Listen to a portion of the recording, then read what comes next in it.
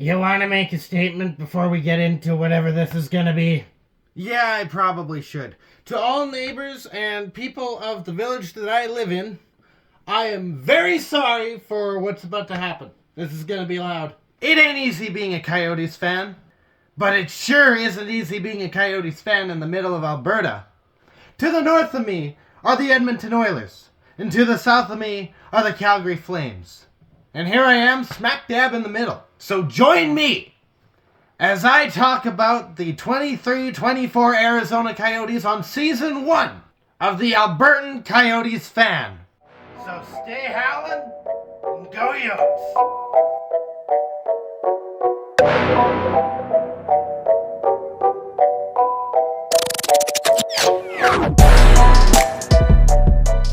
Well, this has been a bad day. Yotes lose 6-2 against the Florida Panthers in a game that should have been a revenge game because of what happened with Jason Zucker and all that stuff from the game prior where we played the Florida Panthers, and that was just, that was bad. It was bad. But somehow this one's worse. So quick recap of the game. First period, 3 goals, Florida Panthers. Second period, 2 goals, Florida Panthers. Third period, 1 goal, Florida Panthers, but we do get 2 goals in the third period. Guenther gets the goal, then Cooley gets the goal. So isn't that just a feel-good story? That's the game. There were 2 fights in the beginning. You had McBain going up against Longberg, cut off way too early by the refs.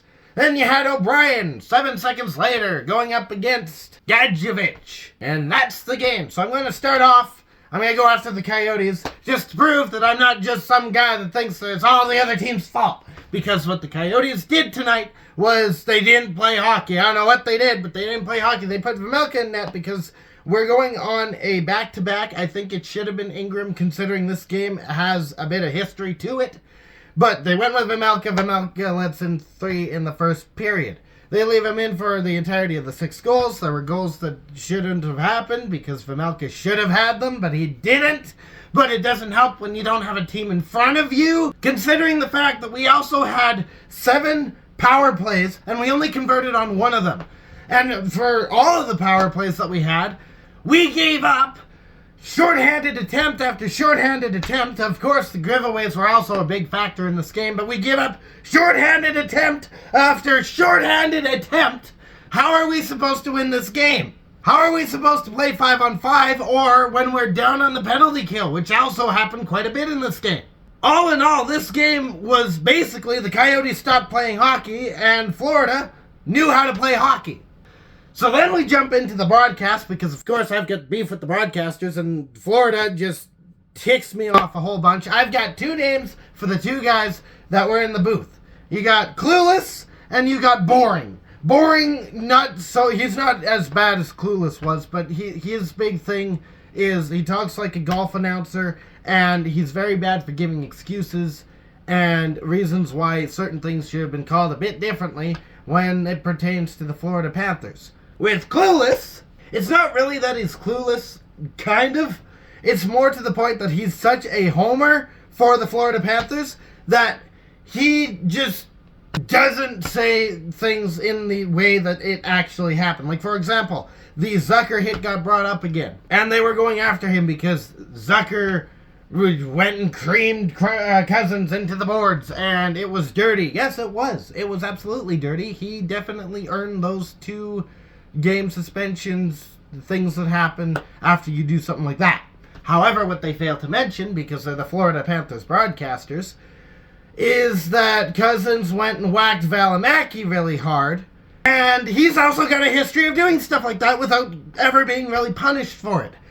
Case in point, back in a game where they played the Columbus Blue Jackets, Cousins rams the guys into the boards, and when he's called to action to pay his due diligence against the stuff that he did, he turtles.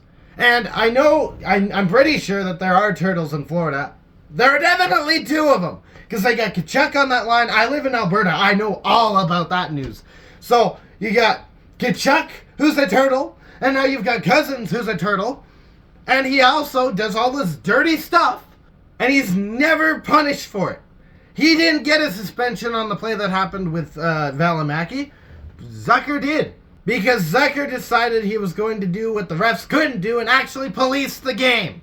But don't try telling the broadcast that, because the broadcast will just turn around and go, oh, well, O'Brien needs a haircut. Like, that's a storyline in the game. O'Brien needs a haircut. What? Clueless also, again, like I talked about last time, I talked about the Florida Panthers game when they played the Coyotes last time, is Clueless would make every play that the Panthers did look like the best thing on earth. There was a play where Bobrovsky went and made 3 consecutive saves, which is good. It's kind of impressive, but he didn't really have to do much because the Coyotes weren't really putting that much pressure on him. And yet it was the best thing on earth. It was better than Fleury's save. It was better than anything else that happened in the history of the NHL. There was another. I know I talked about this last time. I'm positive. I will go and watch through that video and make an update if it's not the case. This happened last time. This happened this game again. One of the players did that thing where they hold the stick up in the air like this, and the puck hits the stick and drops down. Yes, you need hand-eye coordination to do that, but it's not the best thing on earth because, hey, they get paid to do stuff like that. But again, it was treated as the best thing on earth, and if you ever try and correct them on that and say, hey, actually that was kind of a normal play, that's actually something that they're supposed to do, they'll just go, oh yeah, but O'Brien needs a haircut. It's safe to say I really don't like the Panthers broadcast group, like, at all. And if that wasn't enraging enough, we got something else that's more league-wide. We all know that something happened in the 2018 World Juniors where 5 players from the Canadian roster went and assaulted a woman. And we have 5 names that we can speculate on, but in Canada, before I say these names, in Canada, the Charter of Rights and Freedoms says that everyone is innocent until proven guilty. And I went on Twitter and people were already lambasting these 5 players. Others were basically saying the same thing I have been saying. And a whole bunch of people on the former side basically calling out the latter side, being like, oh, well, you're defending those people who have been named. Yeah, except they haven't really been named. All that's happened is that they've been given a leave of absence. That doesn't mean anything. So we can speculate on it. We can think maybe that's the 5 players because, oh, it just kind of lines up. But that's not just. It's not right to do that until there's an official, concrete statement saying that these 5 players are indeed the players that were a part of the whole scandal in 2018. Those 5 players I will name, but I stand by the fact that they are innocent until proven guilty under the Charter of Rights and Freedoms. So I don't want to hear anything about me defending these guys because, quite frankly, I'm not. I'm defending the rights as a Canadian citizen.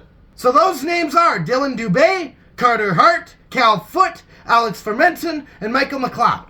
Those are the names. And that is all I'm going to say, other than do not go after them until something concrete happens. But I know that we're all enraged about this, so I'll give you something to be enraged about.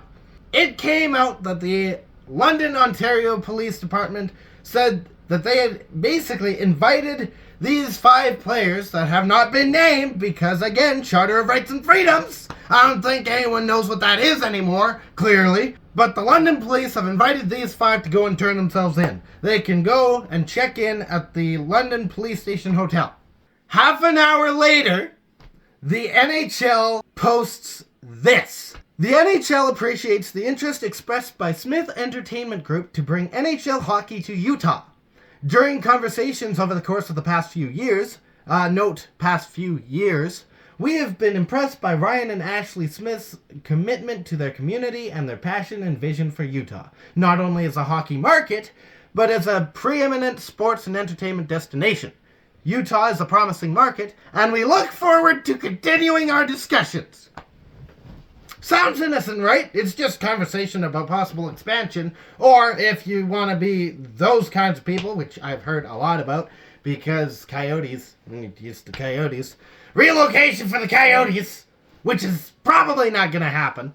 It sounds innocent, but the fact that it was posted a half hour after everything else came out, in regards to the new evidence going towards this World Juniors debacle, It's in poor taste. Especially considering it's not even saying that anything is coming out of it. It's basically just thanking them for showing interest. Yeah, we'll get back to you. How is that news? That sounds like a cover-up waiting to happen. Or at least a cover-up that is basically being set up. And this basically bleeds Chicago Blackhawks with Kyle Beach. Add to that, if you want to be mad at more people, the NHL is a large business, but they talk. So there's bound to be more than just the 5 players teams that know about this. So there's possibly maybe even half the league, maybe the entire league, who knows, that knows about this and did nothing for 2018 to 2024, 6 years. 6 years. Might be 5 years, depending on when the World Juniors actually took place. I have no idea. That's 6 or 5 years too long. And you're going to harbor people who went and abused people? And then you try and save face. The NHL tries to save face by basically saying, hey, no, don't look at this. Look over here. Over something stupid. When over here we've got a victim who has been hurt mentally and physically by 5 people who are employees in your league. Not to mention, they're not just employees. Like, hey, if I were to work for the Edmonton Oilers or the Calgary Flames as a vendor, I'm an employee of the Calgary Flames or Edmonton Oilers. No, these are your star products. These are the people who are making millions. And to add to that, they're the face of the company. They represent who you are. To say I'm disappointed with all of this is a massive understatement. And the reason I say that you can be mad at these situations for what happened is because in regards to the NHL, it's completely legal to do what they did. It's in bad taste, especially considering what happened, and there's, as of yet, I believe there has not been an official statement by them. But it is legal to do this. You can post this nonsense out for people to see. It's not illegal. As far as the NHL teams goes, that's a bit more of the village construct. Like, here in my village, we all know each other. There's nothing that happens without someone else knowing. A business acts basically in the same way, except a bit more formally. This is something that we can absolutely be mad about because there is a good possibility that it's more than just 5 or 4 teams that know about what happened. And they're the ones with the power to say to these 5 players, okay, you can't play anymore because of what you did back in 2018. They're the ones with the power to say that. The NHL and the teams within the NHL who had the power to do something, who probably knew something, and the World Juniors and the Hockey Canada and all that, they too can get lumped into all of this because something had to have been known, especially within the last 5 or 6 years. They should be ashamed of themselves. Those 5 players, whoever they might be, they should be ashamed of themselves. But we can't be mad at the individuals yet. Yet! Or at least not the 5 who have informally been named. We can still be mad at those who did. We just can't say for sure who it is. But in time, that will come too. So, tomorrow, the Coyotes play the Tampa Bay Lightning. I will be back for that. In the meantime, stay howling, go Yotes, and be smart! For the love of Mike, be smart!